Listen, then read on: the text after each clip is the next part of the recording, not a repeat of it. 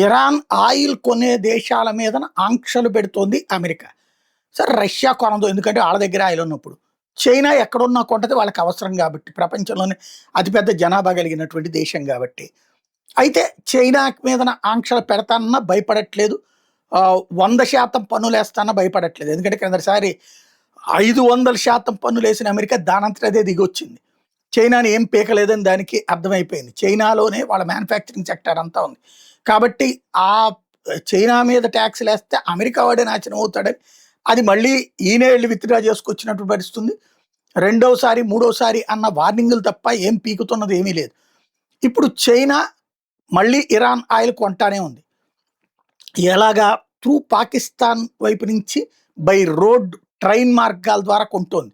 రెండో పక్కన వచ్చేటప్పటికి అలాగా ఇరాన్ అమ్ముతోంది చైనాకి. ఓ పక్కన అతి తక్కువకి 30, 25, $30 బ్యారెల్ అమ్మేస్తోంది.